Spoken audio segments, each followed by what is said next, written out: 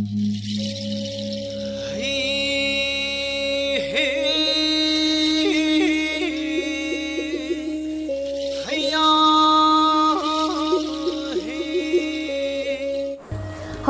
Malem Sinba Thungna COVID-19 laina laichatna maram oiduna khamthengna awa chaiting piriba matam asida lamdam asigi culture tawzariba singi amadi culture bu nungsibiba pambiba khoidabiba kayagi yengzaraga aikhoigi culture singbu promote tawjanabagi wakhalonda competition ama khak sinjagadawri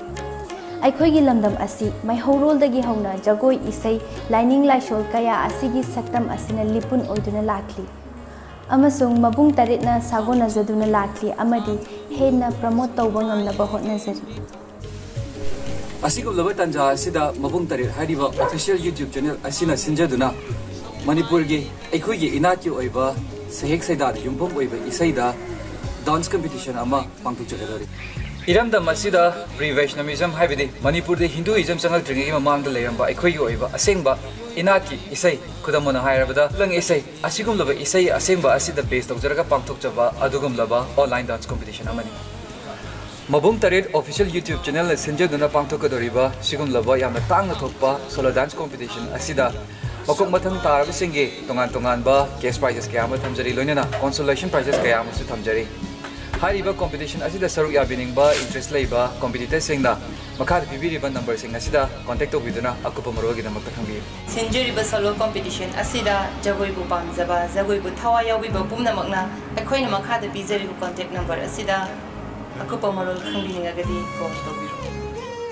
sinjuriba solo competition asigi maru oiba chana kangun sing adudi sagadoriba jagoi asi pre Vaishnavism gi sehek sai thada isai gi maikta jagoi sabo Sagadoriba jagoi aduga setiba visual aduga mari lengnaba oigadabani sabigadoriba jagoi gi background asi sai sai comfortable oiba mafamda sabiyu amadi video adu edit amadi cut yaudaba video oigadabani amasung landscape frame number video oigadabani Hairiba jagoi asigi sangadaba matamna minute mari dagina taru pawugi manungda sabigadabani sagadoriba jagoi asi tangkak ani thokna khaidokjagani ahanbada participant tawbigadoriba artist adugi upload tawgadoriba video adudagi khwaidagi like yamba contestant kun hana khangatjagani khangachariba contestant kun adu final round gidama jury sing ni mamangda tangamna jagani amadi masigi dama organizer sing na matam am lepjagani amasung competition asigi oina final result sing adu jury sing na lobibo ware na final decision oijagani Sinjuriba competition asigi damak registration fees oina lupa chani khaktamak lawjagani hairiba senfam asi GPay account number 8787827590 asida transaction tobigadabani amasung adongi receipt adu WhatsApp number 7005152163 asida thabirakadabani hairiba competition asida saru yabigadaba contestant singadu asagi chahi taramari dagina kunni phawu manunda laiba Competition asida yaubiriba contestant singna age proof sarkar na sakhangba saktak che haibadi pan card aadhar card voter card asina chingba hapirakadabani sinjuriba competition asigi first second amadi third winner haina thamjagani amadi special jury gi apamba contestant manga khangachagani first winner rupees 4000 second winner rupees 3000 amadi third winner rupees 2000 amadi special jury na pamna khangalaba contestant mangagi prize rupees 500 wagani ꯑꯩꯈꯣꯏꯒꯤ ꯃꯄꯨꯡ ꯇꯔꯦꯠꯅ ꯁꯤꯟꯖꯔꯤꯕ solo dance competition ꯑꯁꯤꯕꯨ ꯅꯨꯡꯁꯤꯕꯤꯗꯨꯅ ꯑꯃꯗꯤ ꯑꯩꯈꯣꯏꯒꯤ register ꯇꯧꯕꯤꯔꯛꯈ꯭ꯔꯕ ꯏꯆꯤꯜ ꯏꯅꯥꯎꯁꯤꯡꯅ ꯂꯥꯛꯂꯤꯕ ꯑꯥꯒꯁꯀꯤ date 3-4ꯒꯤ ꯃꯅꯨꯡꯗ ꯑꯗꯣꯝ ꯑꯗꯣꯝꯒꯤ ꯚꯤꯗꯤꯑꯣꯁꯤꯡ ꯑꯗꯨ ꯑꯩꯈꯣꯏꯅ ꯍꯥꯞꯆꯔꯤꯕ WhatsApp ꯅꯝꯕꯔ ꯑꯗꯨꯗ ꯊꯥꯖꯤꯟꯕꯤꯔꯛꯎ ꯑꯗꯣꯝꯅ ꯊꯥꯖꯤꯜꯂꯛꯄꯒꯤ ꯃꯇꯨꯡ ꯏꯟꯅ ꯑꯩꯈꯣꯏ ꯁꯦꯔꯤꯌꯦꯜ ꯑꯗꯨ ꯁꯦꯝꯖꯔꯒ ꯑꯩꯈꯣꯏꯒꯤ ꯃꯄꯨꯡ ꯇꯔꯦꯠꯀꯤ YouTube ꯆꯦꯅꯦꯜꯗ ꯑꯩꯈꯣꯏ ꯁꯨꯡꯁꯣꯏ ꯁꯣꯏꯗꯅ ꯊꯥꯒꯠꯆꯔꯛꯀꯅꯤ हाइजरीबा अखोगी अदो तौजरगदरिबा वीडियोसिंग असिगा मरी लेनिना अखोगी सिंजरीबा कॉम्बिनेशन असिगी ओइना सिलेक्शन कुन तौजरनी हाइजरीबा दो अखोगी लाइक याम मसिंग याम मसिंग गी पार्टिसिपेंट कॉन्टेस्टेंट सिंग देगी अखोगी सिलेक्शन तौजरनी तौजरबो अखोइना पिजरीबा लाइक सिस्टम असि अखोइना मखोगी परफॉर्मेंस की मतुंगिना सु येंजगनी मरमदी अखोगी स्ट्रेट लाइट अखोगी सीजन अब तारकनी मधु अखोगी परफॉर्मेंस ना सोथौरगा लाइक असना हेना यामिबा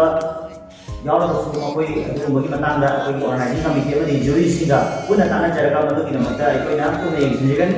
amadi live asinga mahudaba taragasu performance ki adugumana hena fajarapa taragadi madudasu obe khudongchaba hena tijari habisi mangi mafamda akoi thamjari amasung aikogi final round kidamakta sinja lamjaduna laiba competition asigi jury singa mamda pangkosa bidoriba chandanjadoriba asi aikogi mabung tare haina mitonjari ba YouTube channel amadi Facebook page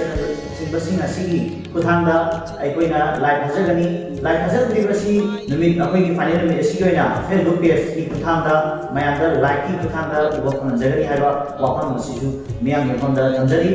amadi loisalakuda aikoigi mabung tare haina mitonjari ba YouTube channel asibu nungsibiduna subscriber oibidibasina nauna subscribe tawbiu amadi like share na chingbasu aikogi mabung tare ku tawbiramu haidana aikogi thaunabu hapiramu haidana aikogi maigai digi meyang umbu singsinjari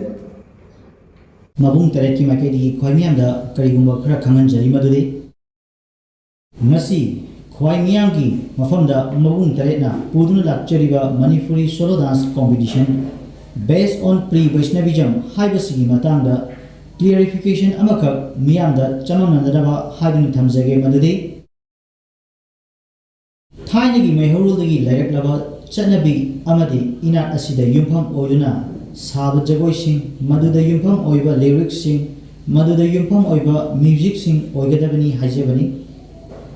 gauranga sampradayagi liching makhada lakliba Vaishnavism haibasidi yamna chaukhana promote tawduna laijakre Gauranga Sampradaya based tawduna saba jagoi kaya ama uminakre madudi Raski jagoida Krishna Abhishar Radha Abhishar Gopi Abhishar asina chingba kaya ama laikre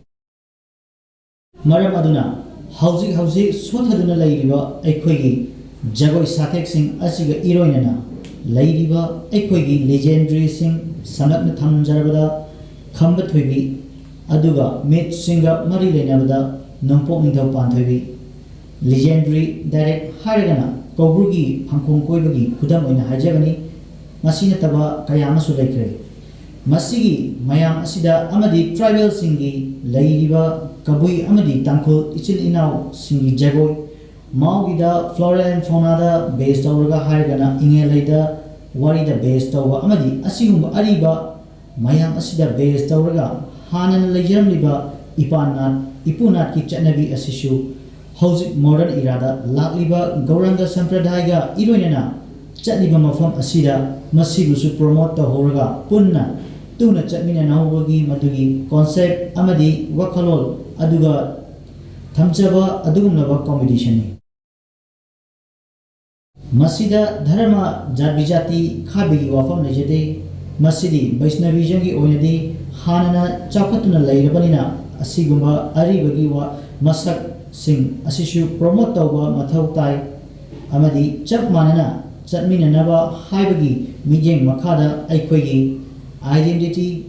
amadi origin asibu hena masak thoganabagi pandamda mabung tarena sinjaba asigumnaba Manipuri solo dance competition amakami Manipuri mana